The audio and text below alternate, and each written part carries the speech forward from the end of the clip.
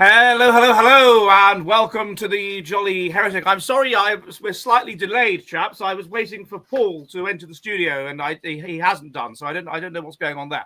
But anyway, so cheers, everybody. We've got a special guest today, by the way. This is Momus Najmi, who researches as a researcher and writer, and he researches Islam and that kind of thing. So I thought this was particularly relevant to what's been going on in the last week as we continue to watch basically the collapse of the UK. So cheers, everybody. Cheers, Lipton. Cheers, Momus. Hurligan, Gurligan, K-Piss, Saludo, Proust, Prost, Slanger, Slangervar, Tervisexy, and Zrovne, and if Paul was here, he'd say scrub your nam, but I can't see him. No. And all that stuff. And welcome to the Jolly Heretic. We are, of course, on my public house. It's on Mondays at 7 p.m. UK time, 2 p.m. New York, which we discuss based science and based research of all kinds that is basically increasingly expunged from our woke joke universities. Yakida, Mikey Bikey, cheers, Jimmy Godfrey, and Slanger and Slangervar. And yes, and bottoms up, no homo, says Drubius 333. Indeed. And how do you say cheers in Urdu? Don't think so. They do any cheers. They don't do any cheers. Well, anyway, cheers to any haram Muslims. And welcome to the Jolly Heretic. Okay, chaps. Now, it's been a week, a dramatic week, and it seems to be our Paul's entering the stage. I'm putting Paul in. Cheers, Paul. Cheers, everyone.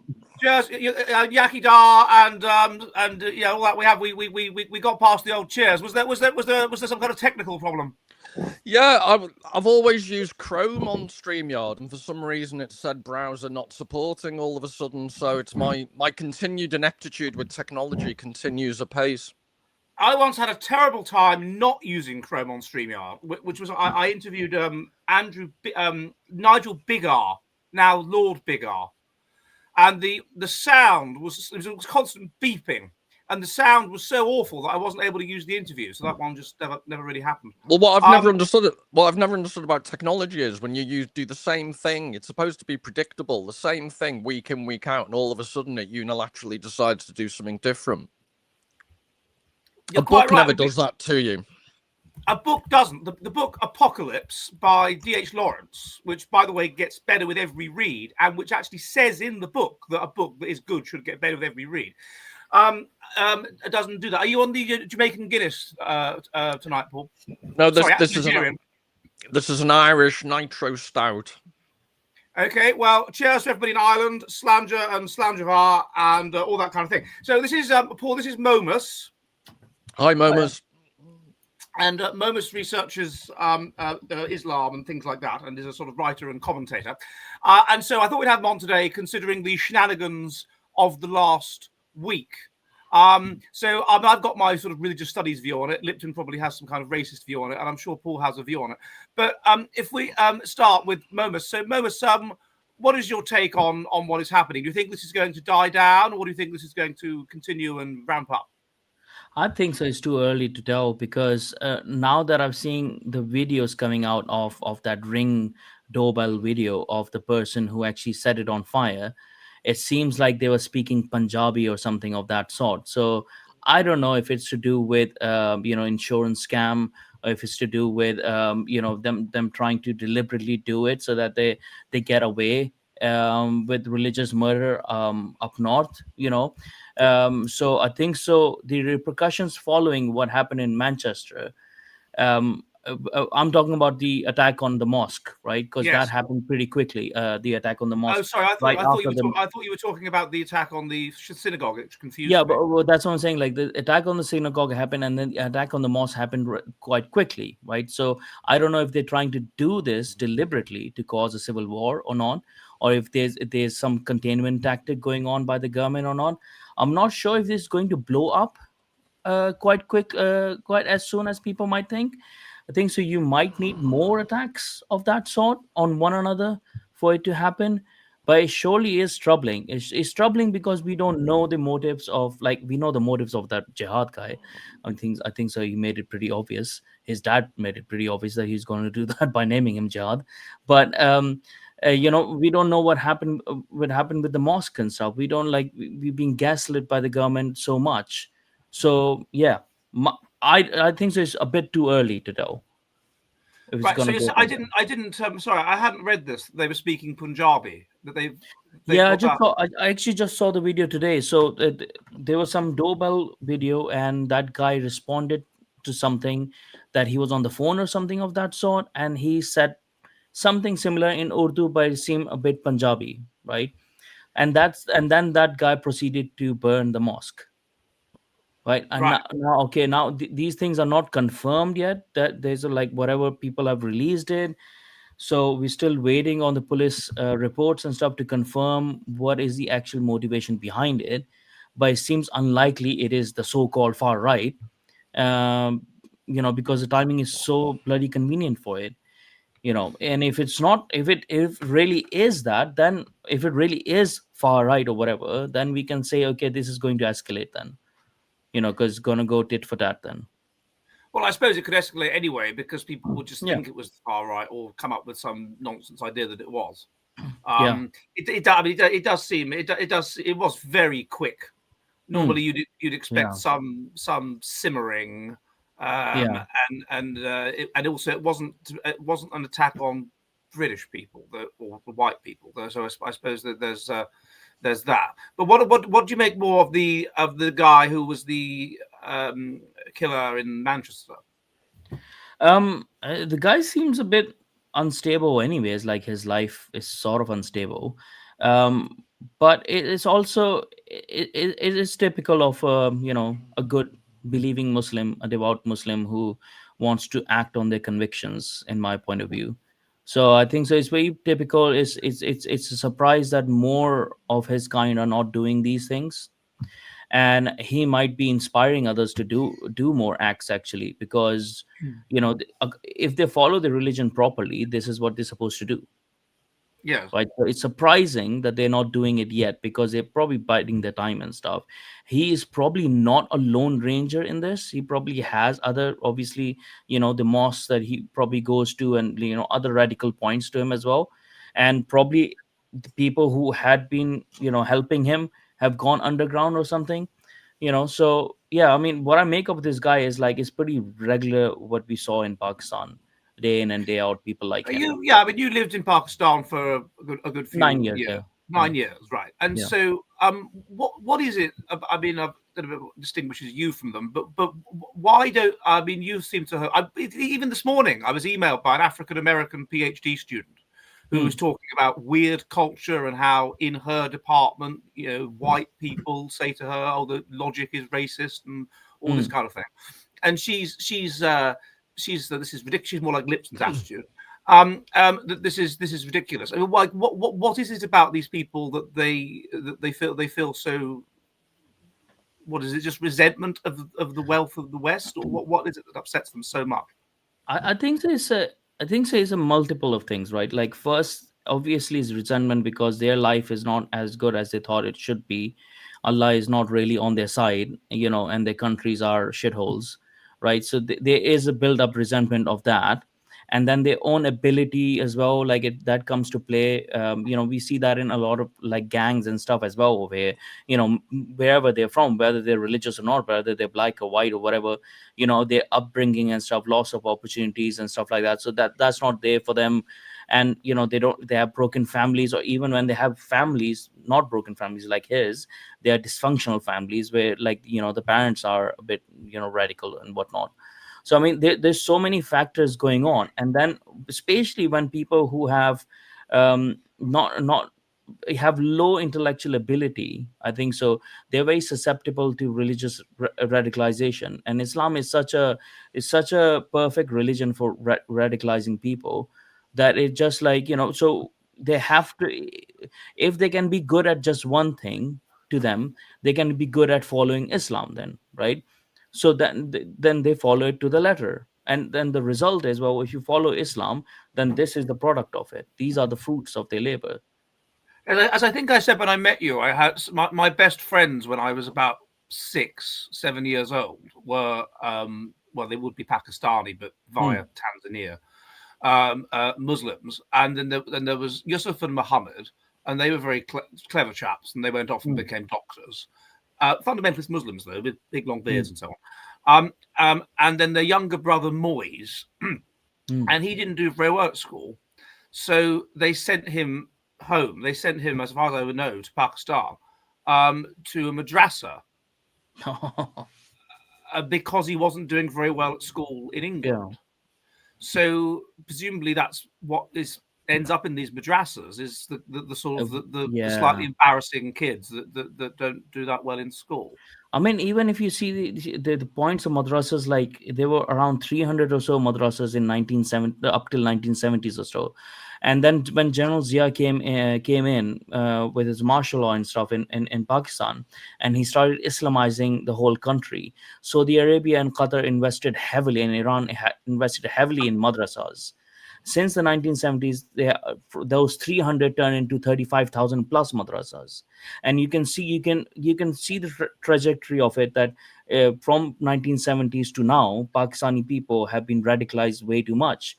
The view of Pakistanis before 1970s was a bit different. So this is why when you find a lot of these Pakistani educated ones, especially from Karachi, Urdu speaking ones, when they are in foreign countries and they had immigrated out of Pakistan before 1970, their viewpoint, their worldview is a bit different than the Pakistanis who hadn't, and who have remained there, and generationally they have become more and more radicalized, and as more and more Sharia law has creeped into the Pakistani penal code, which was based on English common law before. So I mean, you can see that with Ben Habib as well. I think so. He's someone who immigrated before that time, right? His parents and stuff. I don't think he's even Muslim, is he? No, I don't think so. He's Muslim, but like whether you are. So sound. Yeah, but his parents were Muslim, right? So I mean, he would. No, have, I don't think. I'm not even sure that's true. His mother certainly was. His mother certainly was. So he had that advantage of dual parents and stuff. But if he had remained in Pakistan, his dad would have converted him into a devout, like probably Muslim and stuff, right? Which he never was. So I mean, but there's like other better examples of probably people who are completely Muslim, but they moved a long time ago, before 1970s, but they were educated and from a more intellectual class of people and stuff, and their worldview would be different. What I do find, what I do find with certain Pakistanis as well, like or like Muslims in general, is overall they seem a bit against the West anyways. So the more unskilled people of theirs are the ones who would be raping the English daughters, and also committing murders and acts of terrorism and stuff, because they have no other, that's their devotion that they can show to Islam, right? And on the other hand, the more intellectual ones, they sort of tend to become Marxist and try to take down the Western civilization through that route, right? And there's very few minority of people who don't want to do either of those things. So you're talking about like Tariq Ali and people. The philosopher Tariq Ali. Yeah. So I mean, there is an issue, but like obviously Islam and the West. So, Paul, do you have any comment on what we've? Well, I'm just wondering, because I only visited Malaysia very briefly, but it strikes me that somewhere like Malaysia is a genuinely multicultural society. You have roughly, it's about a third of different ethnicities, I'm guessing, and that means there's a countervailing force all the time. So no one religion can become so dominant, whereas in the UK, it's a largely irreligious country now. So anyone who has a firm belief in anything is going to not meet any secular resistance. Add to that, you've got this weird white, should I pronounce it like the Scottish guy, Yusuf? White. You've got this guilt, this patriarchal, phallocentric white guilt. So I don't know whether you followed recently Gary Neville.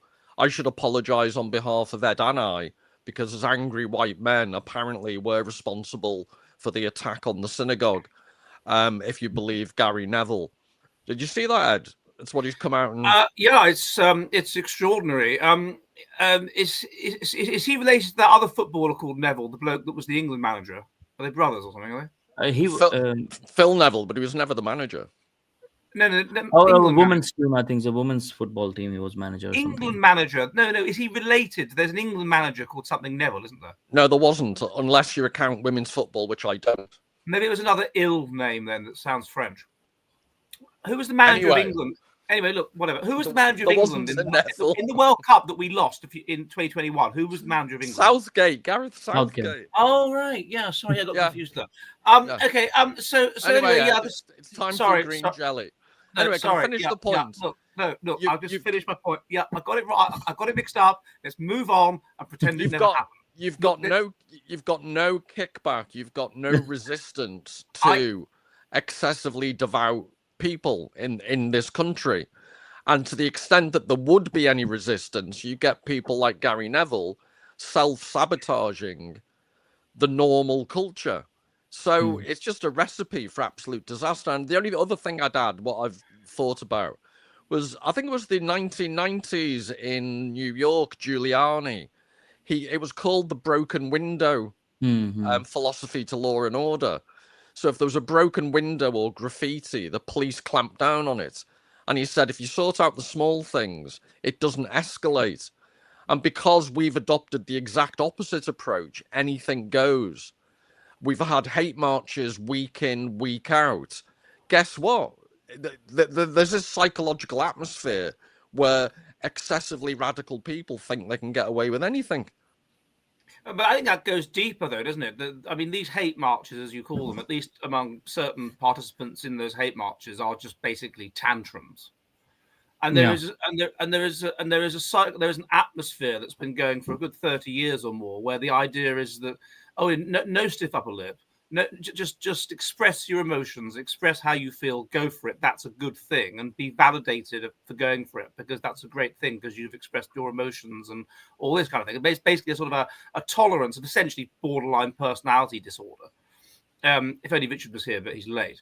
But basically of it's okay to have emotional swings, it's okay to have a tantrum, and then if you add to that the socially anxious people will of course attach themselves to anything which reassures them that they matter and they're important and other people like them. It's just a recipe for a tantrum every single weekend. I mean, you and I saw it, Paul, with that woman in Liverpool, basically just elderly woman having a tantrum, a woman who just hadn't grown up.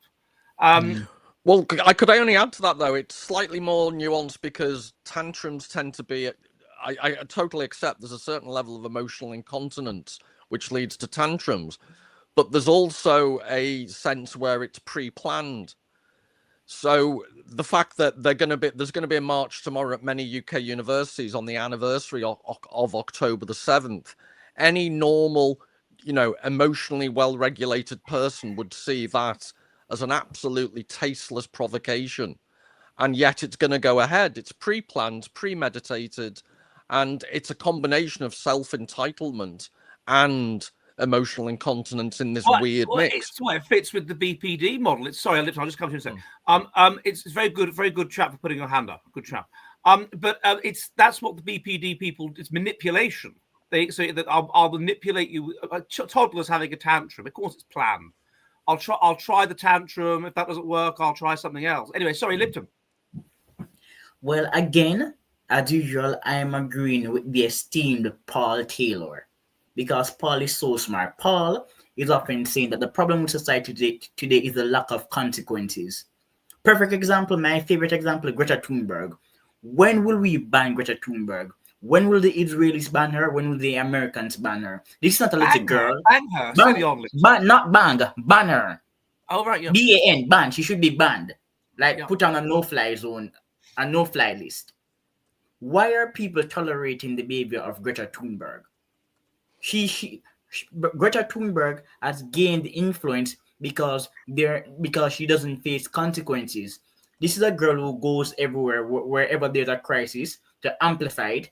And rather than punishing her for bad behavior, she's praised. To the flotilla, some leaders are saying that the Israeli regime was wrong to have arrested Greta or detained or whatever. But Greta is a troublemaker. She should never have been in Israel.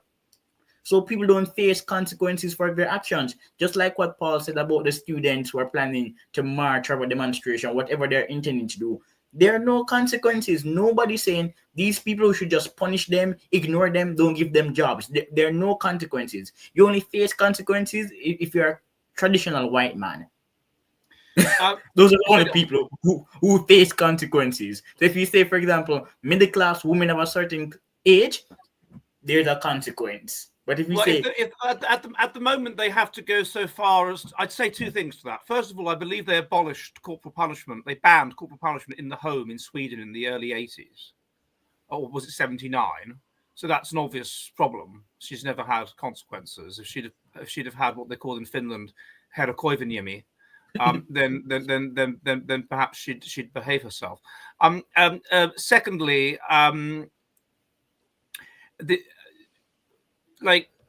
no, that's it. She basically needs to be thrashed. That's what. Exactly. I agree. She should be punished. The thing about Greta should not be allowed to go anywhere. Lipton's point about consequences. I also think if you look at the, I've watched footage of the German police dealing with protests recently, and Germany, I would suggest, is an incredibly liberal country, but their riot police are basically paramilitaries, as in France. France is different because their riot police tend to run away at the slightest excuse. But the Germans just started baton charges. I've watched endless coverage of UK protests where the police delicately push people. And also, sorry. Well, but if you're going to police, or don't police. But this idea where you get 5'2" women, police officers standing there asking people to stand back and people ignoring them and nothing happens is Lipton's point about lack of consequences. Well, we discussed this before. What did they do when you were at school in Pakistan, Momus, if you misbehaved? They just hit you. Steel rulers on your hand really hard. Right, and did this incentivize the kids in the class, even the future jihadi ones, to behave themselves a bit? Not really, because they were of a special kind, I guess. People just became more extreme.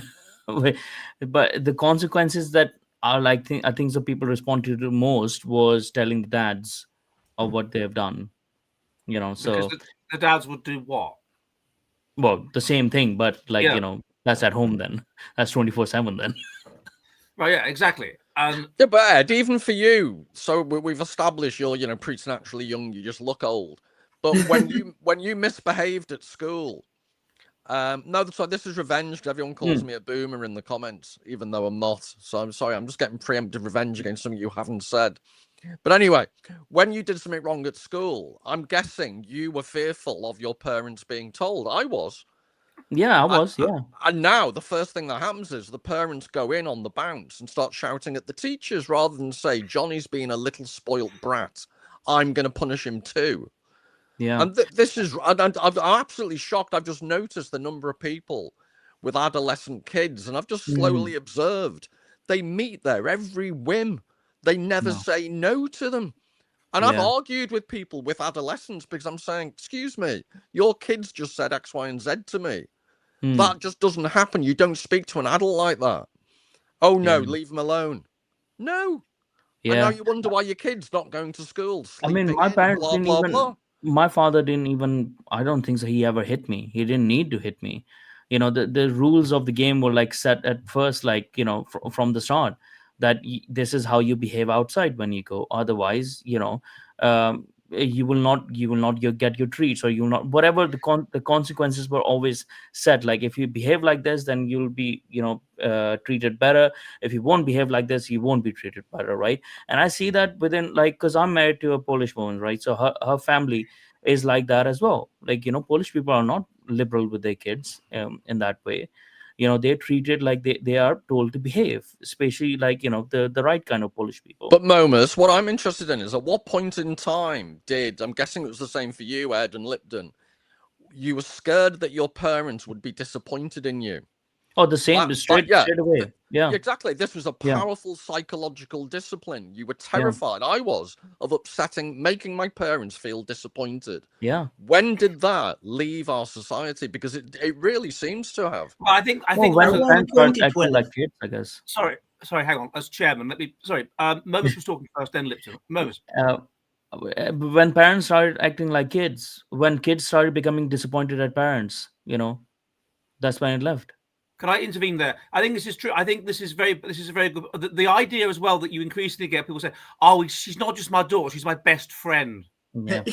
Fuck off. Kids are not different. How is that a recipe for a reasonable society based around hierarchy and rules and order? I think that's exactly the point I was going to make, which is that the parents became less mature. For whatever reason, I'm guessing it's the parents born in the 70s, something like that, become less mature and themselves blur the boundaries between the child and themselves and all of that sort of thing. There was a brilliant Fry and Laurie sketch in about 1995 where the teacher addresses everyone as mate. He's got like a speaker. James. Probably a good idea. Probably not a good idea. Cheers, mate. Like that, right? And I had a teacher at school that was exactly like that. He would sit at the back of the class with the naughty kids. Admittedly, that was quite a sensible thing to do. This wasn't, tables like that. It was arranged around the classroom, and he would do that, and then eventually, of course, he was clearly mentally ill, and he had a religious experience, became a fundamentalist Christian, and then became the strictest teacher in the school. But surprise, went from being the most lax teacher in the school to having a complete mental breakdown and then being just like Hitler, essentially. So I think that's true. That shift probably happened in the generation that was born in the late 90s. Anyway, sorry, Lipton. Yeah, I was about to say around 2012. So people who were born in the 50s and 60s and early 70s, for some strange reason, their parenting styles are a bit different. So in 2012, I was 18. And it was around that time when students would go to school, misbehave both intellectually and otherwise, and their parents would enable their bad behavior. Like in my time when I was a student, if you misbehaved at school, your parents would have shown up to the school and you would have been given a spanking. But by the time I was 18, parents were afraid of their children. It was never their fault. Nobody could discipline them. They were like kings and queens. They could be rude to adults. They could fail in school, and nobody seemed to care. And it has only gotten worse since then. Could I give a scientific example that you like, Ed? And it's very unusual for me to lower myself to use science. But those big eco domes. There's one is it Cornwall? I think it's around there. Yeah. Yeah, they're these ridiculous, huge, over 5 football fields, huge greenhouses, basically, and they grow various exotic plants and they do biological research, etc. What they found is some of these trees, they struggle to grow trees because there's no wind in these domes, and they found that trees actually need the resistance of wind as they're growing up to develop proper strong trunks. And the metaphor I'm using, or the comparison I'm using, is children need strong parents, even if only to rebel against, so they can find out who they are. If you've got no structure to rebel against and it's just an empty mess, guess what? You become this emotionally dysregulated mess that we have today.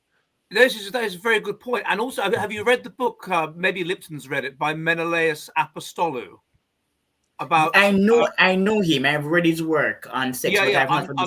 What's it called? Something under parental evolution under parental choice, or something like that. I can't remember what it's called. Right? Is it new? No, it's about 10 years old. But what he argues is Paul's point, which is that yes, that's right. Right? Kids do need something to rebel against, to the extent that they are evolved over time for that to be the case, particularly women. And so the result is that basically the parents want their child, the daughter, let's say, to marry someone who is in the parents' evolutionary interests. The children want to marry someone that is in their evolutionary interests.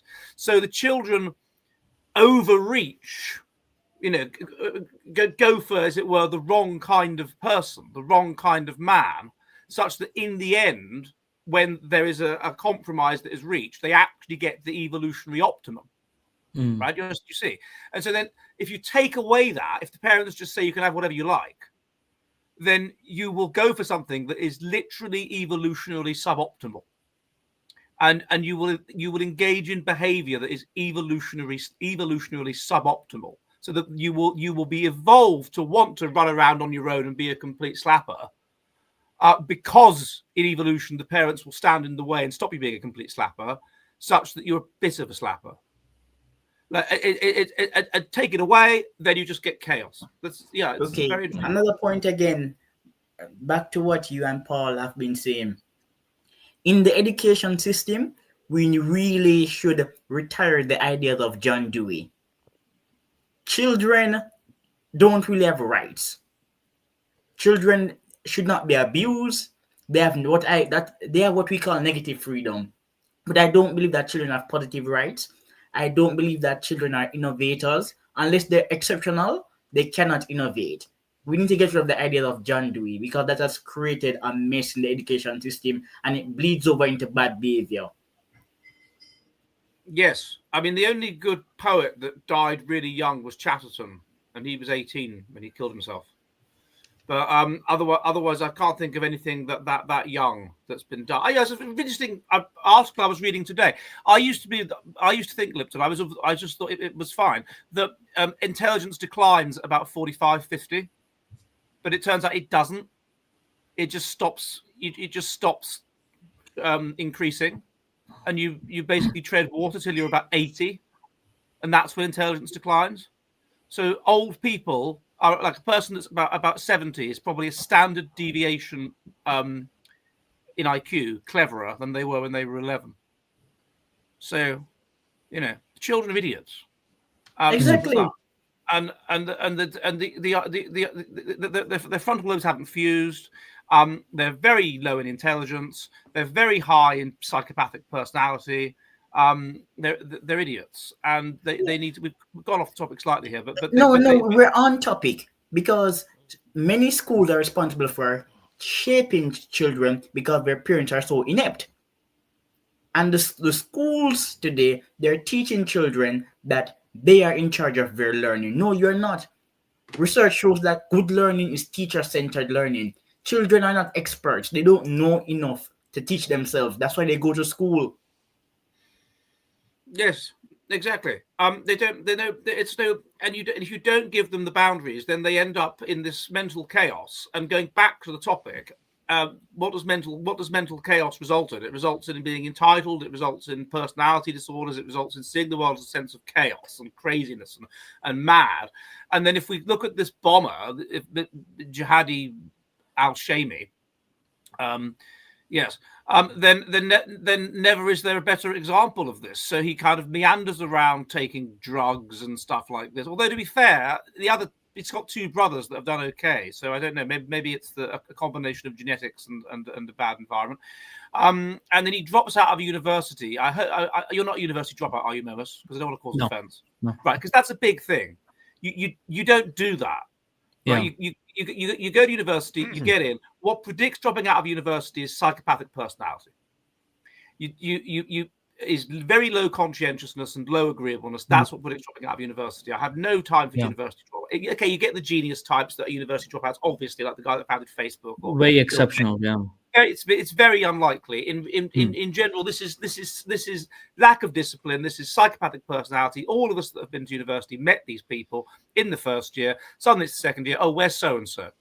Oh, he's left. He's dropped out. Oh, he failed his exams. Whatever. It's so hard to fail your first year exams. You've got to really try hard to fail your first. I mean, I guess we can put one proviso in it. Like, if people who drop out of uni, but then they do something else, they don't just drop out of uni and don't do anything else. Maybe they go to trade school, or maybe they go to some other school and get some other qualification, right?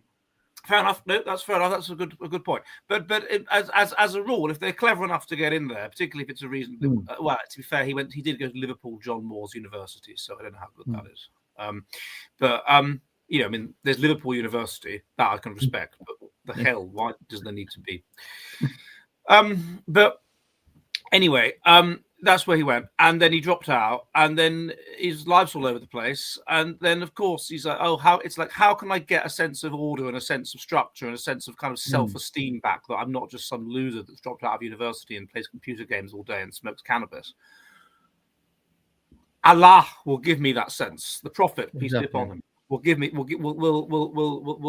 that sense, and then that's what we have with him. So yeah. But also, I think so. Like we expect every kid to be schooled in the same way as well. Like kids from different cultures to be schooled in the same way as well. You don't see that many white British kids growing up to become terrorists, even though they are going through the same school system. So there's also a thing to say, like sorry to interrupt, but a better example might be you don't get Orthodox Jewish people turning into terrorism, despite the fact, in a certain sense, they've gone to an equally fundamentalist school as a madras. Yeah. Well, I actually, that's really good. But the white as well, if they are, a lot of white people are from dysfunctional family within Britain right now, right? Because of broken families and stuff, but they still are not ending up as like, jihadi terrorists. Some of them might be who are ginger, but like others are not are still not turning up. Congratulations, the first racist comment of the evening. And all my money was on Lipton. So maybe if this jihadi guy actually got a proper schooling and not proper schooling, actually appropriate schooling to his culture, in his own culture, in his own country, he might not have turned into a terrorist, even though he might have turned into a somewhat of a failure in respect to his brothers, right? So this is like when we are transporting people from one culture to another culture, and we think like their parents can still create this parallel culture, and the societies where they're living in Britain can still create this parallel culture, but we are schooling them in a British way, and it doesn't match. It won't have any effect. They will become too disjointed from either of those cultures, and then they're going to, like Ed said, like they're going to try to find their true whatever sense that they have, it's true culture, whatever they have. That's when people like Jihad would discover Islam and become proper radical. I was in Birmingham a month ago, Momus, and so if there's the Muslim area, there's Hindu, there's Sikh, and these, I mean, there's. I was walking around deliberately wearing my long Muslim white clothing thing that I have. And they liked that, by the way. They respected that. People beeping their car horns, opening the window and saying respect. And I knew that they would do that because I was kind of acknowledging it was their area by walking around as a white man wearing those clothes. And I got into a lot of friendly conversations and whatever. But they don't meet British people. I mean, the British people don't go to Sparbrook. So if you're a Muslim there, you will only you may meet some Sikhs. Yeah, but you will basically meet only other Muslims, and the preserve and import a culture from, they were mainly Pakistani, Pakistan. So you're totally cut off from British culture. I mean, presumably even all the teachers are Muslim. I mean, it's a separate society. Yeah, but the curriculum that they're being taught is not Islamic yet, right? But it probably will be soon. By the looks of it, it's not yet. No, but yeah, you're right. They have to teach the national curriculum. Interestingly, they only brought the national curriculum in about 35 years ago. So before that, they taught what they liked. But they learn the national curriculum. But they're very much that their identity is, well, I'm not really Pakistani because I'm not there. I'm not really British because I'm not there. So I'm not one of them. So I'm Muslim. And I talked to some of them that said that to me. Yeah. And that's when you see like most of the Pakistanis that are outside of Pakistan are more religious than the Pakistanis in Pakistan, or more extremists as well, because they have a disconnection from there. because they have no sense, so they have to cling on to, and then they have to prove that they are more of a Muslim than the other Muslims, like than the Arab Muslims. Pakistanis already have this inferiority complex with them, because they're always trying to tell everyone, oh, they don't have Indian heritage, they have Arab heritage. So they'll try to in their genealogy, they'll try to come up with, oh yeah, this great grandfather of mine was from Arab, so I'm an Arab, I'm not a Hindu, or I'm not an Indian. So they already have that disjointed sort of inferiority Yes, complex. I've noticed that a lot of the names they use are Arabic names. Yeah, Like, what's the word? What's the word for deliberately. light in Arabic? Light. Um, That's a name. It's a man's Safa name. or Safi No. or I Anyway, can't but remember. look, I know that they use Arabic names. So it's a bit like. Paul, Could I throw something into the mix? I just think let's just say from an Islamic point of view, let's just say you wanted to acclimatize to British culture. One of the problems is, what is there to acclimatize to? What is there to assimilate to? Oh yeah. So to go on a slight tangent, but I do think it's actually relevant. There was recently Pope Leo did an interview with a journalist. It was just a quick question when he met a few journalists, and it was about the death penalty and abortion and stuff. And whatever your views on all this, he basically gave a completely non-Catholic piece of dialogue to this journalist. And the previous Pope Francis wasn't particularly properly Catholic in my view. So one of the major, most powerful Western religions, Catholicism, has actually been emptied out of its substantive content. So in the bigger picture, Islam is on a field opposed by no one. Yeah. Because the Church of England is a joke. The Anglican Church isn't going to offer any resistance culturally. So, are we really surprised? And what are, it's a rhetorical question, but what are the British things that we're now proud of? Pubs are closing at an exceptional rate. The NHS has been dysfunctional for about 30 years. It's more responsible for killing people than curing them. What is it that British culture offers anymore? Yeah. I know. Go on. Come on, Lipton, tell us. The British, look, when countries want to sell their area as an investment destination, they point to the British common law. So you still have the common law, the English language, IP law, good regulations, world-class universities. I'm British. I was born in Jamaica, but I'm culturally British. The British still set the standard for institutional development. British science is superior to American science. The problem is commercialization. England is still an exceptional country. No. Well, haven't Oxford and Cambridge now fallen out of the top rankings of universities and been Durham is in it. It's no Durham and some other places. LSE. Yeah, okay. So exactly. So that's interesting actually, because I think one of the reasons for that is that Durham and the LSE are under less pressure to let in people because they're they tick the PC boxes, whereas Oxford and Cambridge are under a lot of pressure to do that. So that's one of the reasons why that kind of change is going to occur. But yeah, exactly. Oxford's an absolute dumps. Exactly. The University of Hull, that's where it's at. Everyone knows that. I did, of course, have that woman on here from the University of Hull, Lipton. She'd been to Oxford, Cambridge, and Hull, as I understand it. What was she talking about? That Kenyan woman, that Kenyan law. Oh yeah, 1-0, yeah, 1-0. The University of Exeter, and she came on the day that the Queen died, so hardly anybody was watching because the Queen died. Yeah, she's at the Mises Institute now. She's a fellow. She was, of course, Queen of Kenya as well.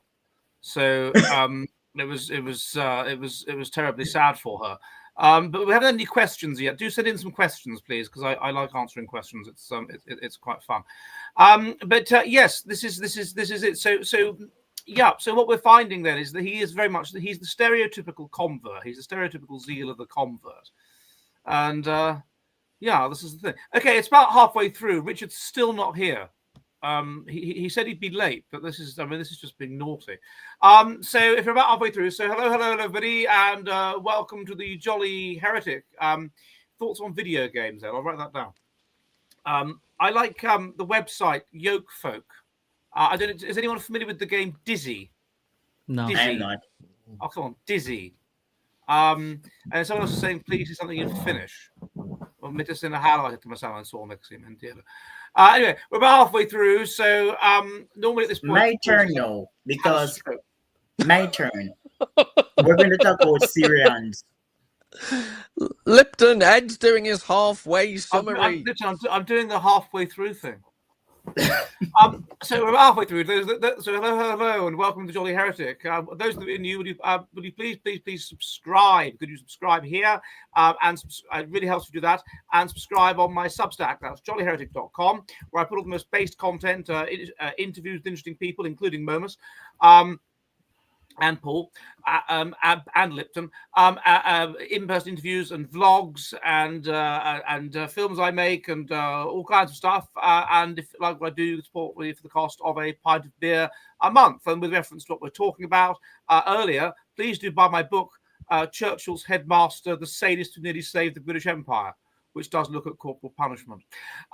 Okay, and then next to me we have Mr. Lipton Matthews. Please subscribe to his channel. That's Lipton Matthews. And he has got a number of books which are available on the old Amazon. And then we have Dr. Paul Taylor. So his channel is The Readers of the Lost Art. So go and subscribe over there for his various interpretations of life and so forth. And then we have Mr. Momus Najmi, who is Momus, World of Momus. So go and subscribe over there on Twitter and on you're on Substack, aren't you? Yes, on Substack as well. So World of Momus. Now we have a resident poet here at the Jolly Heretic Public House, and I'm now waiting for my here we go to upload.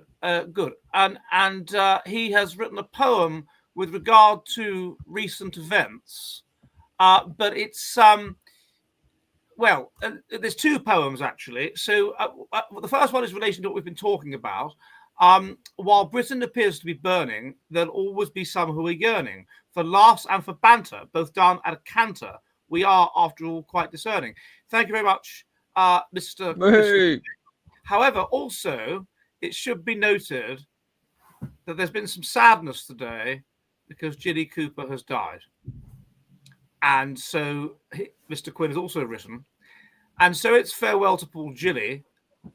We're feeling a little more chilly. Her books on horse racing were ever so bracing. There's nothing like riding a filly. Thank you very much, Mr. Quinn. And it is indeed sad that Ginny Cooper has died. The authoress of, not that I've read any of her books, of books about yes, you have. You've got her complete back catalogue. She was 88. She'd had a good innings.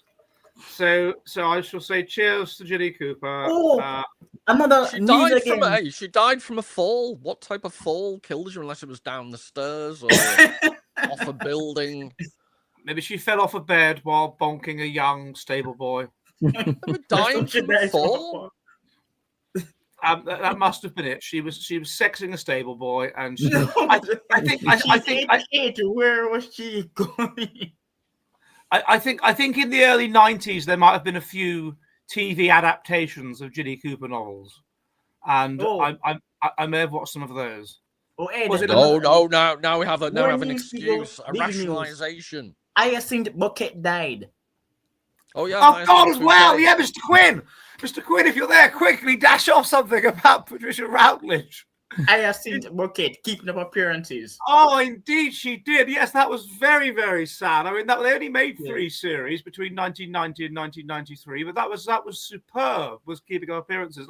I did that video years ago where I said that the new Hyacinth Bucket, if she was born in 1989 rather than 1929, would be super woke. She would be utterly concerned about woke things, and she'd be saying, like, Richard, Daddy has gone to the Unite the Kingdom rally. We've got to stop him, Richard. It'll be like that, wouldn't it? Richard, Bruce is going around saying nice things about Tommy Robinson. We've got to stop him, Richard. That's what it would be. That would be the new snobbery. So cheers to Patricia Routledge. I wish I could have known her, but I was just a kid. Bucket. A candle went out long before. She's kicked the bouquet. That's right. God, they're almost all dead now because Elizabeth, the neighbour, she died ages ago. The one that plays Elizabeth, Josephine Chewson, what was married to Reggie Perrin, and then and then Onslow died, and then Rose died in like the mid-90s. So there's hardly any of them left. Oh, and Richard died as well a few years ago. So it's terribly, terribly sad. So right, so I still can't believe Richard isn't here. Like to say to me that it might be a bit late and to still not be here. Ed, can I offer some advice? I think for continuity purposes, it will work really well if you keep mentioning it every 10 seconds. I know. It is working well, isn't it? It's drawing in. It's people have the anticipation of knowing that Richard might be here, but he might not. And it's a little bit. You can't. Will Richard be here? We just can't. We can't know. Do you find it interesting, Ed, that when Richard's not here, the filth quotient falls dramatically? Yes. Well, yes. He is. And then when there is filthy content, he's the first person to complain.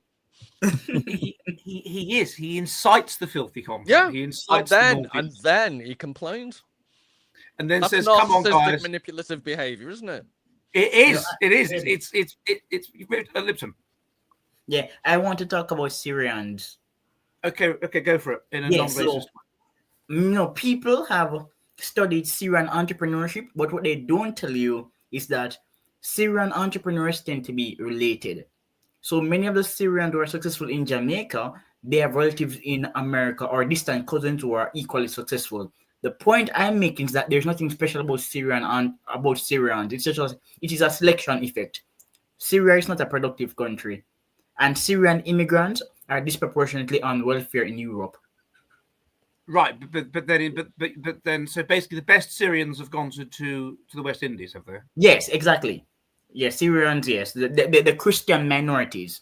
So the people who are successful from Syria. That's interesting. I didn't know that because I've just had a paper published on that. So I had what are Syrians? No, on the Sudanese Copts. Oh. And as you can expect, they have a certain quality that we can't mention on here directly. Okay. Where can I find that paper? Which journal? It's in the Journal of Psychology in Africa. Okay. It'll be published sort of in the next few weeks. But yeah, I need to read it now. Send it to me now, please. Well, not now because I'm talking, but I'll send it to you. I'll send it to you later. But it was with my usual crowd, my Saudi Arabian colleagues that I do research with. Yeah. And that is the case. So that's fascinating. I find that because it's the Sudanese Copts, Rob El Mahadi, not cops, not Sudanese police officers. Sudanese COPTS. Okay. Yeah, COPTS, Copts. And and it's the same in Egypt. There's data for there as well. It's the same everywhere. They are this elite minority. They're involved in mercantile, banking, whatever.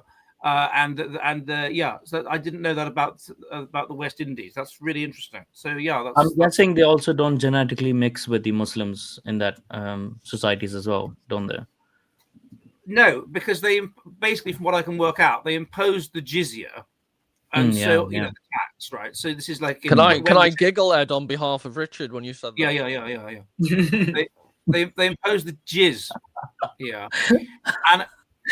and what happened was that everybody in Sudan got covered in jizz except them. And Ed, I didn't mean to encourage you to that extent.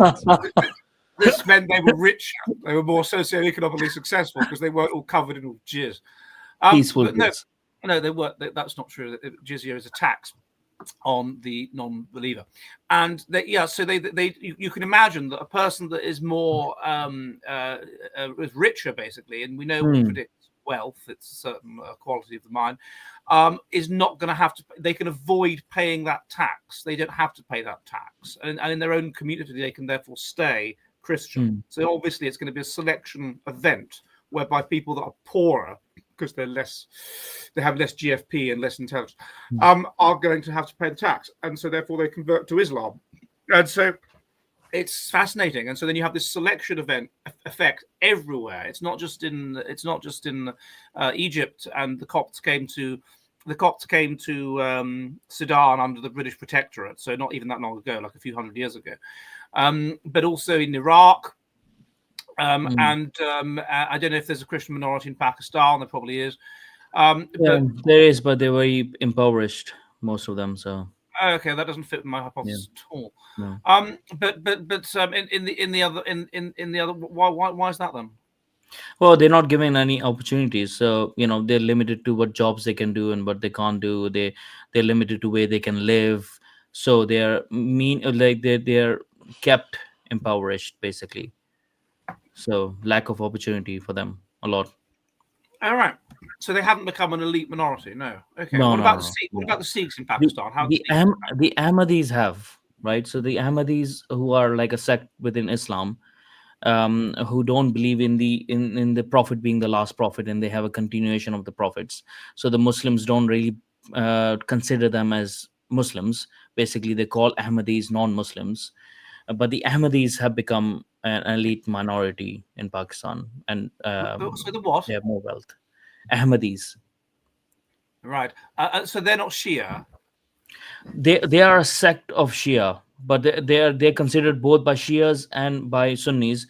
They're considered non-Muslims, and actually on the ID cards as well, it's written non-Muslims. Ahmadis are not Muslims. I don't think I've heard of the Ahmadis, which is frightening because I've written a book on Islam. Yeah. Ahmadis. They have a prince. They have a prince. Oh, you mean that the, they you follow. mean the Aga Khan? Yeah. Yeah, we know They're the Aga all like Khan. different things. So Okay, I don't know what I don't know. Yeah, I know what you mean. Yeah, them. Yeah. Right. Yeah. Momus, are they technically guilty of Shia cheek? sorry, Are they technically guilty of Shia cheek? I'm not sure I follow. He's making a pun. Yeah, bad one. No, good one. No, the I know who you mean. Yeah, the Aga Khan. Yeah. So there's that woman, Jasmine Alibi Brown. Oh, is- don't, Ed. You'll give me PTSD. She's one of them. She's one of what he calls the Ahmadis. I can't remember what the term is that I know for it. But yeah, she's one of those. Yeah. And they're very into education and whatever. And Very education, and they live usually in Karachi, in like with the Urdu speaking people, and they have good relationships with Urdu speaking people because they are also more educated than the other natives, other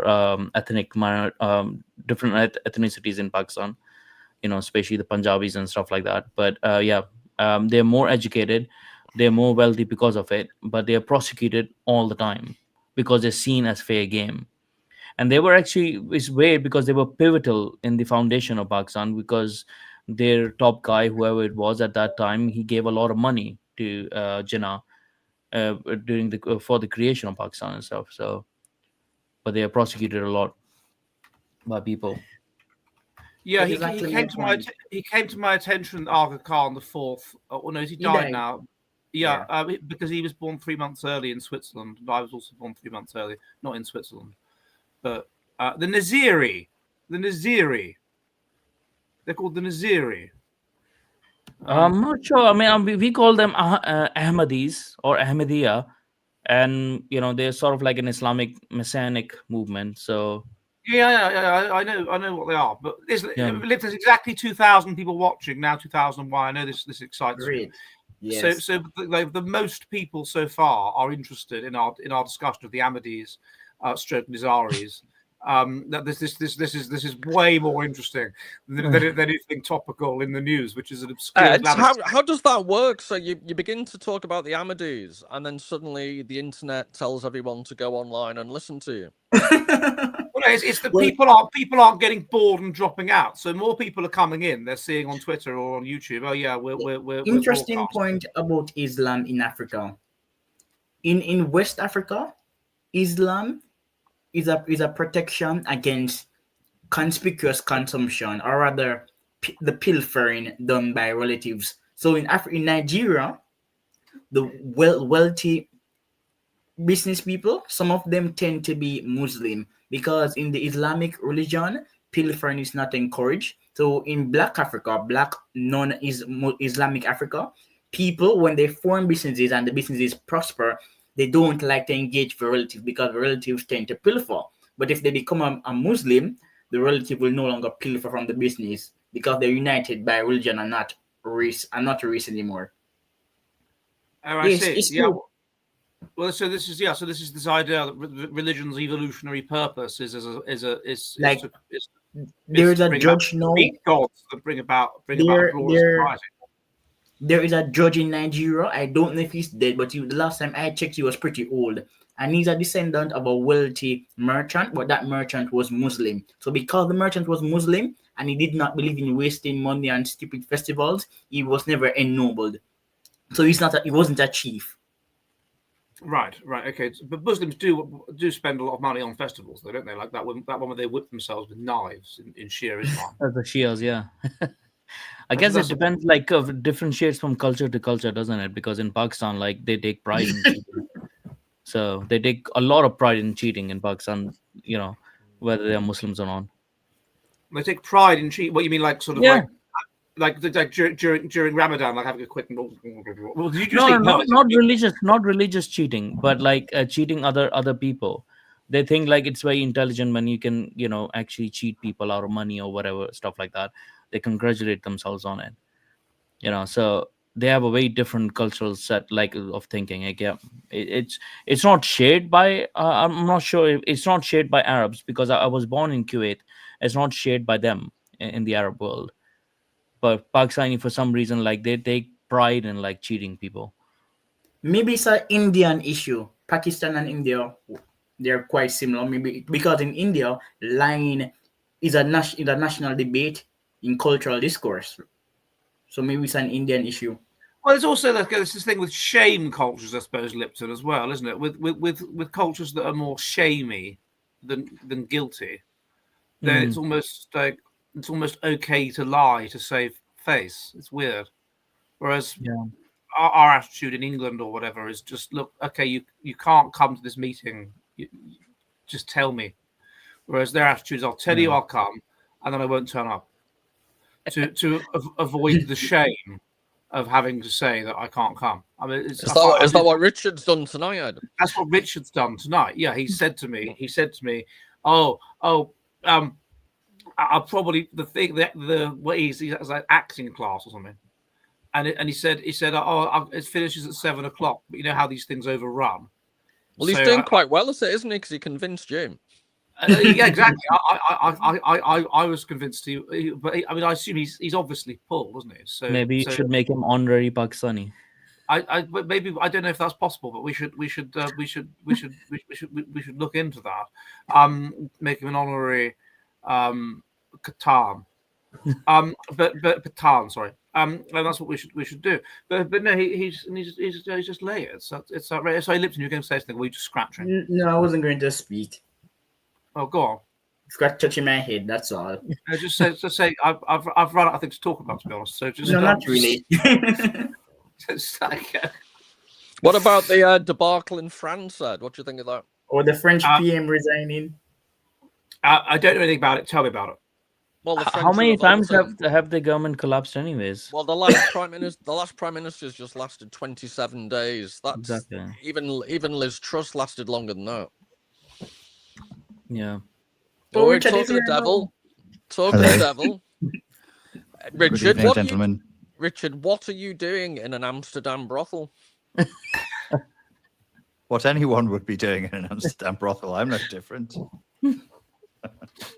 I bought myself some lights to give myself a bit of atmosphere. Do you know what I mean? Trying to be fancy. In homage to Ross Abbott.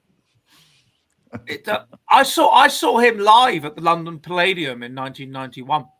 Was he any good? And he was very funny. And there was I went with my dad, and there was him. I was like 10. There was him, and there was and then it took. Remember the fat bird, like the fat bird in Ross Abbott, the fat actress. Do you remember the one I mean? No. You do. There was always this fat woman that was in sketches, right? And it took ages for her to come on. When she did come on, she was dressed in a ballet dress, and everyone clapped. Everyone was really pleased to see her. You do remember? Come on, remember Ross Abbott, Richard? Vaguely, yes. Ross Abbott show. Yes, come on, you got to remember the Ross Abbott show. I do. Only Londoners found him funny. He really wasn't funny. He was funny. You have a really degraded sense of humour, and you're just proving it now. what I didn't find funny was the way that it would always be like. It's funny how you go back to those days, and people didn't travel as much. People didn't travel abroad as much, and people didn't travel around the country as much. And when we first went to Yorkshire to see my uncle Tony, who lived in Horsforth near Leeds, you could ask directions. You couldn't understand a bloody word they were saying. You understand the first sort of few words, and then it was just meaningless. Londoners still don't travel. They never leave London. No, not really. No, they don't. They go abroad, but they don't really see they much. Travel the world. Yeah. They never go north of Watford. No, well, because what is there? I mean, there's Durham. Durham's nice, but there's Lincoln. You can walk. Nice. You can walk in the north of the rest of Britain without having your watch stolen or someone on a moped nick your phone. That's one selling point. That's is true. Good selling point. Racism. That's why I don't live in London. Racism. That never happened to me when I was in Liverpool. Everyone went out. Oh, Liverpool is terrible. Oh, it's lots of crime. No, I was not a victim of crime. I wrote a piece on John Moore once. John Moore Sorry? of Liverpool. John Moore. Yeah. Yeah, I wrote a piece on him once for school. Who is John Moore? John Moore was a military important person in Liverpool. All right. John Moore University. Yeah, you mentioned it earlier. I did. No, my great grandfather was president of Liverpool Engineering Society. So that's my connection. When would he have been the president? This is what I don't understand. This is what I find difficult to appreciate. 1900, 1910, something like that. Ed, if so many of your ancestors were so esteemed, why are you not rich? You should have. Your family should have been rich. You should have lived in Buckingham Palace or Mayfair, London. Why are you not Lipton, rich? He's the tired end of the DNA. Yeah. They lived in a place called Stanthorne Hall, but unfortunately, that all went to a different line. I did actually meet a descendant. You told me the old lady. You met the her. old lady, yeah, Barbie, 9 years ago. Oh, she was great, but unfortunately, she's died. Because she was born, to be fair, in 1921, so she's quite old. So, Ed, to clarify, are you the least successful member of your family tree? I think. Well, no, there's some less. There's yeah. I certainly think that my house is smaller than Stanthorne Hall. That's pretty clear. They've come up and they've come down. But yeah, this is certainly and then Dutton Hall as well. Dutton Hall is also bigger than my house. Dutton Hall, of course, now is in East Grinstead in Sussex. They moved it there in 1930. So, did she have children? The Barbie lady. Yeah, Barbie had kids. Yeah, and grandkids. Where do you know? I don't know. Well, she was from Hertfordshire, so somewhere around. Like, I really don't know. They're all like educated at public schools and things. Exactly my point. Exactly, it is poor. Yeah, it's unquestionably. Well, that's the thing. If your father goes to, I mean, my grandfather went to public school, but then my father went to grammar school, and then he did decadent things like went to art college. So you know, it's if the decadence, if going to art college, I think we can agree is the ultimate decadent thing. To train to do art. Your dad is good at chemistry, right? You said that your dad liked chemistry. I believe he did A-level chemistry, yes, but it didn't. So why did he go to art school? Because he liked the pull of being a hippie in the 70s was so strong. Lipton, why wouldn't you go to art school in the 70s? It would have been amazing. No, but Dad just managed to have been a chemist. No, my great uncle was chemist. He did chemistry at the University of Glasgow, Lipton's alma mater. But you see, it's from me so distinguished. What happened? But no, the art, the pull of the art got in the way. And most people that do art don't make a lot of money, do they? So you get. I think it was the pull of the punani, not the art. Yeah. I don't. I've not. That's not a discussion I've had with my father when sober. You should ask him, Dad. Did you go for the nani? Things you probably big hairy 70s bushy nani. They would have been quite bushy. They would have been. Think back in the 70s. Afghanistan was a liberal, funky society. I just had a flashback to Nani Low. Oh yes, yes. Momus is not in on the joke, but parts of China. I don't explain it to him. Well, Let me be in the dark. If he's read my paper in the Journal of Evolutionary Psychological Science Encyclopedia on oral sex, then he will know. Sorry, Richard. So what's been going on? We've kind of we've gone on to banter, and now we're sort of running out of banter. We started off quite serious on Islam, but we've got half an hour to fill with banter. So if you've got any banter, if you've got any banter, what was it? What was the theme of the day? Was it Keir Starmer's digital IDs? Was it? It was the theme of the day was the old bombing in the old Manchester and not bombing, sorry, the old stabbing in the old Manchester, and then we connected it to the old bombing in the old Sussex Peacehaven, and then Momus here made the point that they were speaking Punjabi apparently in the doorbell video, and so like it's not some revenge attack, it's probably something to do with insurance fraud or something, and then we got lost. Hello, Momus. Nice to meet you. Hi there. Nice to meet you too. So, what are your thoughts, Richard, on the old Manchester, the booing? The booing of David Lammy was very interesting. Did you see that? So that he went there to speak in Manchester, and they were booing him and saying, "Shut up and get out, and why are you here?" Very satisfying.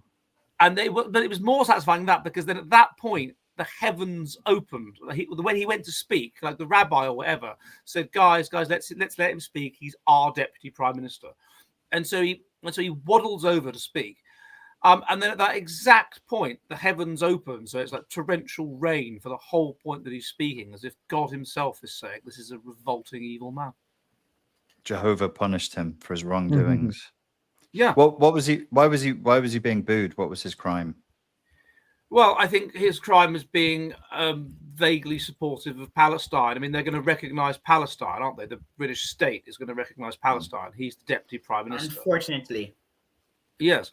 And so they're not happy about that, because Palestine has been quite mean to them. So that's that. And then there's just the two tier. I mean, did you see that video of this guy and this imam saying they should preemptively kill Europeans? Did you see that? No, I didn't see it. He was sitting there in a room full of children and balloons. But to be fair, the balloons were nice. Yeah, but Ed, also to put this in context, he's one of the more liberal imams. Yeah. I mean, the only I know an imam in Oulu. Hello, if you're watching. Probably you're not. Yeah. Raise an alcoholic drink to the Finnish imam. Well, imams drink a lot, to be honest. Even in Finland, you know how few ginger-haired people there are in Finland. It's like it's practically none. But even in Finland, if you go to 15 years ago or so, if you go to the mosque in Oulu, then the little workhouse boy that sits there at a desk was ginger. And there's hardly any gingers in Finland. I mean, almost none.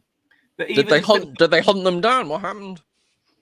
It's just something about ginger people and converting to Islam. I mean, my assumption is that they're excluded by European people. Yeah. They're high in estrogen, which makes them anxious.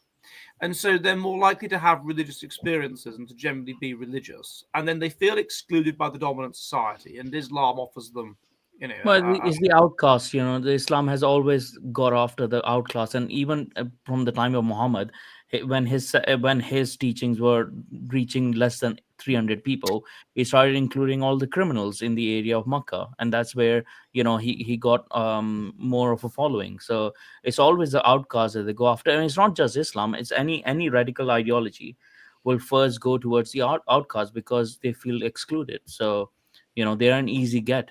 You give them a purpose, you give them like a sense of belonging that they're missing, and there you go. It's a good recipe. My understanding was gingers aren't particularly discriminated against in America. It's more of a British thing. That's why America is such a shithole. I don't. Well, no, come on. They've had that. Quite a provocative statement. They had that. Get in there, Momus. They had that episode of South Park. Momus is for racial purity. I love Eric gingers. Yeah, but they had that episode of South Park about night walkers or whatever they were called. So the gingers. Yeah, so I But think that hypothetically, Momas could be a ginger. We just don't know. I'm definitely slightly ginger. Definitely got a bit of a Well, gingery beard you there. do get some people that have very dark hair that get ginger in Yeah. their beards. You do I get think that. you've Momas. then- I think naturally you have a full head of. I'm beautiful a ginger self-hating ginger. You're saying? hair. Yeah, Harry I can Norris- imagine you with a ginger afro at this moment. Actually had a I used to have a mohawk, which I did have it as orange and red before as There well. you go. So, yeah. Ari Noranzayan, that what him and his colleague, whose Yeah, name that I escapes know me, him. yeah, what he showed. I asked him to come on the Jolly Heretic once, never wrote back, the bastard. I didn't hear back from him either. I sent him an email once too. Well, let's agree that he's a very bad man. But he Can we talk about Richard's acting class?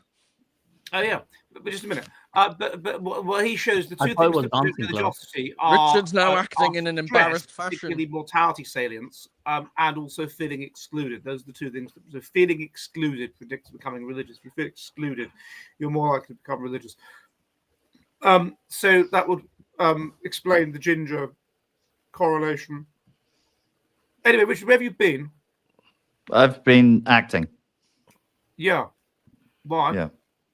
The film being made in Bucharest about narcissism, in which I play an aging, cocaine-addicted YouTube life coach who talks about narcissism. That's not acting. I was Yes, gonna you say, play yourself. got in there first. So it's pretty easy, to be fair. They're like look broken and sleazy and dejected. I'm like, I am. Like, what more can I do for you? I did this in Olu in 2012. There was this thing called the Olu band commercial, and I basically had to audition. I assume that nobody else auditioned. I had to audition to play me, and basically a kind of comedic version of myself. And I auditioned and I got the role. Well, Ed, do you think the Jolly Heretic would write a play that's loosely based upon Jekyll and Hyde, and the two characters are Harold Shipman and Jerry Adams, and I would go for that role? You would get that role, assuming I'd get both roles. You get both roles, yeah. Assuming you could act to a reasonable degree, and then Lipton would audition for the role in this play of Mr. T. And he would get that role. And but you'd have to write into the script that he was My very turn, far my away turn. all the time. Ed, we Yeah. need to. This is a question from Momos, since Momos is a genius. Momos, there is this scholar. Well, not Al-Ghazali. I'm not going to talk about him, but there is a European writer who bashed Islam years ago. His name was I can't pronounce his name, but it's Ignaz. He has a long name, and some persons have said that his arguments were exaggerated, and people have also said that Al-Ghazali's anti-science writings were also exaggerated. What's your take, if you're familiar with the debate? I think so. Most of the scientific claims of during the Ottoman Empire, they are over exaggerated anyways, because and then they had certain ideas, but they never really got to their ideas. Like they never really accomplish anything with the ideas and stuff. So I think so. They were over exaggerated during that time. And the person Al-Ghazali, who is seen as Well anti-science, accepted, was well he really anti-science, or didn't you read him? Sorry, I didn't get that. Al-Ghazali, is he really anti-science? If you read him at any point, I haven't read that much into it. yeah, so but Al-Ghazali, okay, yeah. I've heard of Al-Ghazali, yes, but I Al-Ghazali. don't remember the details. We have a question from Blood Based. He says gingers are revered in Islam because Muhammad was supposedly described as having red hair with grey eyes. This is also why so many Arabs dye their beards red. Isn't that right? I didn't know that. I have seen the Prophet Muhammad's feet, or one of his feet, his footprint, at the Red Mosque in New Delhi. Yeah, one of his. No, but he had very small feet, so I would estimate sort of size 6. So I assume he was quite a short man because he had very small feet. Very small. But the guy that was showing me around couldn't speak English, so he sort of pointed at his foot and went like that. And then this is quite a lot that this would happen. We'd go around and go like that. And then at the end of the tour, he wrote 50 in my hand, which meant that he expected me to pay him $50 for this ludicrous this fiasco of a tour. I think I might have 50 rupees. You know that impression you've just done? That's what you seem like to a Finnish taxi driver when you're ordering a cab home. What, like a monkey? No, yeah, because you can't pronounce your own address, can you? Oh yeah, no, I can't. No, that is true. I can't pronounce my own address, but we can't. I shouldn't have moved into a road that I can't pronounce. But what could you do? Rookie error. Rookie Ed, error. It was the only house me and my wife both me and my wife liked. Lipton. Yeah, my turn again, Ed. Yes. So Ed, I think we should start doing campus tours. The four of us are. Momos can come to if you want. Campus tours. Yes. Well, I'm going to be in England next week. So, and I've got kind of a free day on Sunday. So, I don't know if we want to go to a camp. I'm speaking at the Traditional Britain group on the Saturday. On the Sunday, I did have something in the evening, but the person in question went crazy, so I don't have that. So yeah, it's a great time to open reasoned critical debate on campuses. It's the perfect moment to do that. Yeah, perfect. Lipton, that's one of your most feasible ideas. Yes, I'll provide the knives myself. Actually, The first topic. Oh, Ed, how could I have forgotten? We didn't talk about K in the Andrews. That monstrosity of an interview. Sorry, who? Kane the Andrews, that annoying guy. Oh God, yeah. But without saying anything like that will get me, because so far we're sort of 7 minutes from the end. Okay. Yeah. So don't do what you did the other week, right? Don't cause me to have to delete this, because so far it's going really well. Don't say. Listen, let me tell you about the blacks. For that reason alone. I don't know. I don't want to talk about Kindy. Richard, what have the Swedes got to do with anything? I'm not Ed. I mean Richard. You should have seen it. Kindy Andrews was so unprepared for that interview. Really with Ray, I think there wasn't. Yeah, with the kissing guy, he was so ignorant, knew nothing at all. Oh, he was being interviewed by Constantine, was he? Yeah, I think so. It was on trigonometry with Rafe. It was really bad. Yeah. You sent it to me, Lipton. I watched some of it. It was insufferable. It was bad. I did a reaction video to it. I mean, it was absolutely crazy. I mean, he came out with, what was it? There was 65 billion people living on some small island in the Caribbean in 1492, which is insane. I mean, that alone, or Hispaniola, 65 billion people apparently. It's absolutely insane. I mean, it was. You'll say, is he an academic? Yes. Yeah. Where? Some school, I don't remember. I mean, it was terrible. In one of the brilliant British universities, as Lipton was saying before, we have such great universities over here. Ed. Birmingham University. It was. Oh my God! Well, that's meant to be reasonably good. Birmingham University. It's a good university. It used to be a good university. I mean, that's where Neville Chamberlain went, and Stanley Baldwin. And so that's just Anne Widdecombe, three of our greatest people. Ed, careful. Lipton gets excited when you mention Anne Widdecombe. He does. Lipton. One thing you won't know about Moments. Hey, Lipton's all about the bass. Oh. Yeah. No, it was so funny. Like the guy was just ignorant. It was incredible the level of stupidity to try to argue that there was no slavery in Africa. I have an article on that. No, there was slavery in Africa. Well, there was definitely slavery in Liberia, and he's like, no, there's never been, it's never happened. And I mean, in many ways, Rafe Haydo Manku was kind of kind to him, and that's the problem when you get to these kind of situations. When you're dealing with someone that is so unintelligent, such an idiot, like what do you do? And if you're a nice person, then your inclination is to try to find some point of commonality and just sort of, and that's what this Constantine Kissin was doing. He'd kind of intervene to diffuse the situation and change the subject when the other fellow was getting totally just destroyed. We both like Guinness, don't we? Yeah. We both. That's the one. Paul and I have that in common. I'm just finding common ground. Yeah, me too. I want to be on trigonometry. Yes, Lipton. So Richard and Paul have both been on trigonometry. But Richard, you were on trigonometry, Richard? I mean, Paul. Yes. When? Oh, ages ago. It didn't go well. Really? I didn't know that Paul was on trigonometry. Yeah, it's good. You should watch it. Ed, why have you not been on trigonometry? Well, I've been told that I am considered too controversial to go on. I mean, you've got to remember that they have Stephen Fry on and whatever. So I apparently, if you look into a certain, so I should be on it. People for love that reason alone. Yeah, I should be on it. Just because, well, that's it. That's what you're saying. Yeah, I'm black, and I'm going to talk about slavery and colonialism.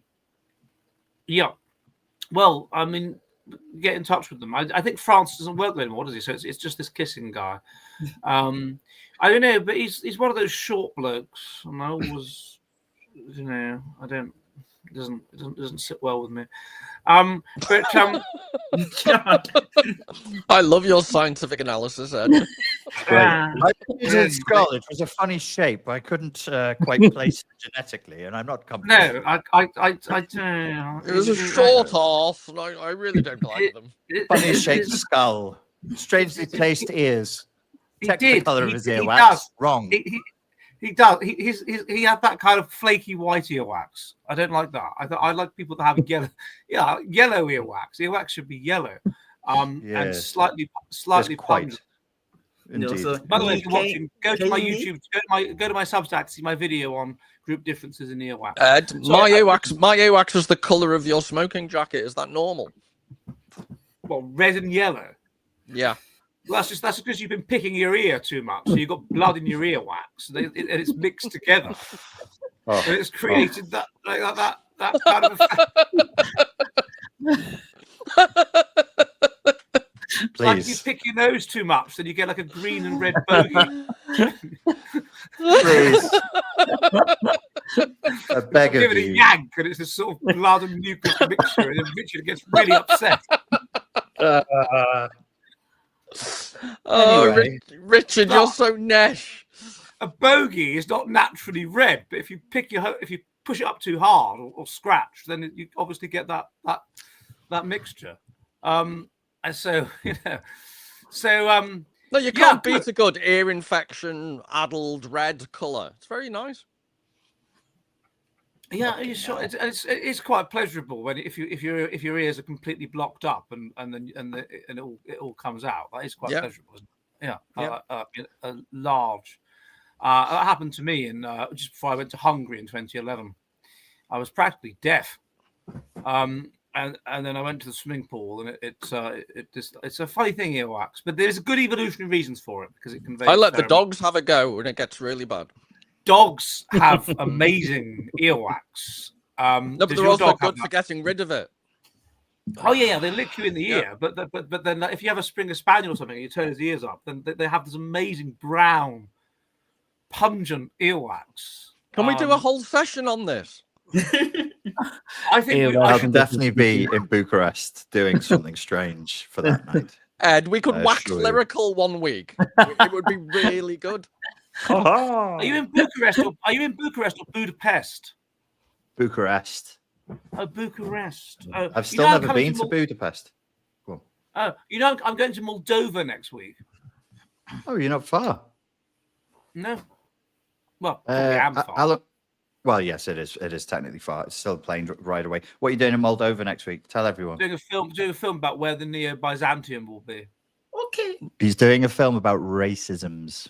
No, it's on IQ. It's not. It's on. I'll be And kissing that out. will be racist. Trans. No. It won't. There'll be nothing racist in it. Anyway, look, I'd like to thank. I'm rounding up now before Victor Lipton says anything else. I'd like to thank our guest. I think I'm going to leave this up. I think this is going to be safe. So I'd like to thank Lipton. Shush. I'd like to thank our guest Momus for coming on, and remember to subscribe to World of Momus on Substack and on Everywhere. the Twitter. Sorry. I said everywhere: Substack, Twitter, Everywhere. know, World YouTube, of Moments, whatever. chaps. Great. And YouTube. And we will see. Well, I won't be here for the next week because I shall be, as I said. So see you in a couple of weeks' time. And tally ho and goodbye. Goodbye. Bye.